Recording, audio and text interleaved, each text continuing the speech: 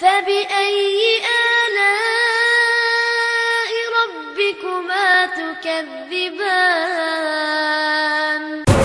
Sufyan ats-Tsauri teman-teman, seorang ulama tabi'in yang dapat julukan Sajjad. Sajjad ini orang yang suka sujud.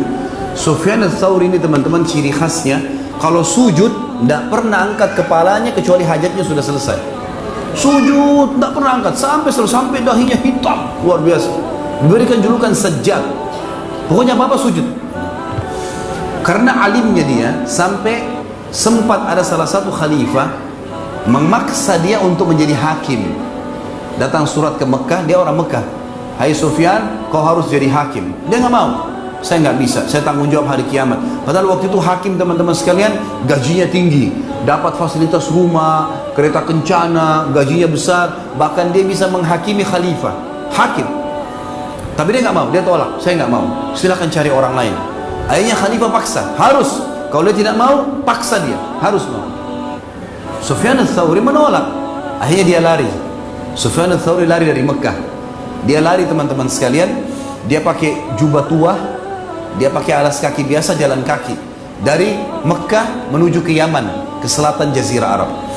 Jalanlah dia sampai tiba di Yaman. Lama perjalanan, mungkin 3 bulan jalan kaki, jauh. Tiba di Yaman, dia kehabisan bekal.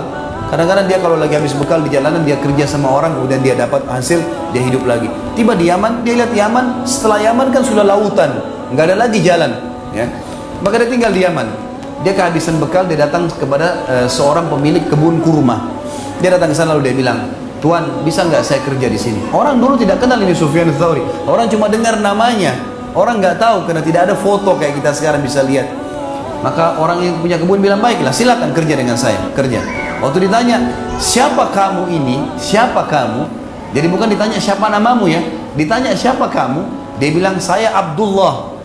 Saya hamba Allah." Dia nggak bohong. Karena Amir Mu'minin sedang mengejar dia nih. Sampai waktu itu keluar instruksi, kalau siapa yang tangkap Atha bin Abi Rabah, siapa yang tangkap Sufyan ats-Tsauri, hidup otomatis dikasih 1 peti emas. Tangkap, suruh bawa kepada khalifah. Maka dia sembunyikan, orang yang tidak tahu. Kerjalah dia 3 bulan di kebun kurma itu. 3 bulan, ada yang tahu ini. Satu waktu pemilik kebun bilang, "Hai Abdullah, kesinilah." Datang Sufyan ats-Tsauri. Dia tanya, "Kamu kan dari Hijaz?" Hijaz ini istilah Mekah sama Madinah, namanya Hijaz dulu. "Kamu kan dari Hijaz. Apa bedanya antara kurma Hijaz dengan kurma kami di sini di Yaman?" Apa kata Sufyan ats-Tsauri? "Saya nggak tahu, karena saya tidak pernah rasa kurma kalian. Tidak pernah saya makan kurma kalian." Kata pemilik kebunnya apa? "Kau 3 bulan turunkan kurma, atur kurma, 3 bulan di kebun saya tidak pernah makan 1 kurma." Kata Sufyan ats-Tsauri, "Demi Allah tidak pernah, karena Anda tidak pernah menawarkan ke saya." Berapa banyak orang, teman-teman, kerja di toko orang, pakai pulpennya sembarangan, makan makanannya segala macam, nggak takut. Para ulama kita sekarang di Saudi, teman-teman, yang saya tahu, mereka kalau dikasih pulpen di kantor, nggak dipakai kecuali kebutuhan kantor. Saking takutnya mereka gitu. Sufyan ats-Tsauri 3 bulan nggak pernah makan kurma di situ. Lalu dibilang sama yang punya kebun, "Kau ini mau contohi Sufyan ats-Tsauri?" Dia nggak tahu kalau ini orangnya. Suami-suami pergilah. Orang ini pergi ke tetangganya, rupanya punya kebun juga di sebelah. Ditanya, dia cerita, "Ada pegawai saya itu namanya Abdullah, aneh orangnya, unik. Masa 3 bulan turunin kurma, sortir kurma, packing kurma, nggak pernah coba 1 batang, 1 buah pun. Dia bersumpah atas nama Allah. Ini mau ikutin Sufyan ats-Tsauri." Rupanya temannya ini engah, maksudnya sadar gitu. Dia bilang, sebentar, bagaimana cirinya pegawaimu itu?" "Oh, cirinya tuh rambutnya begini. Kata temannya, "Itu Sufyan ats-Tsauri. Kita tangkap segera, karena kita dapat 1 peti emas."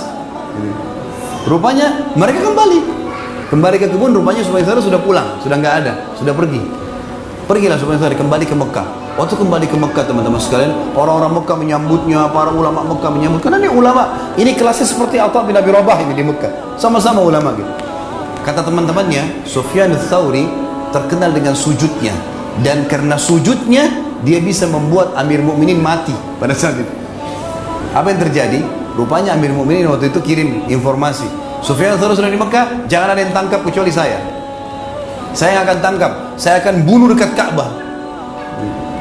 Kata temannya, Sufyan ats-Tsauri itu dengar itu, Dia kemudian sholat 2 rakaat di depan Ka'bah. Kata temannya, demi Allah, saya waktu mulai tawaf pertama, Sufyan ats-Tsauri pas di sujud pertama. Sujud pertama.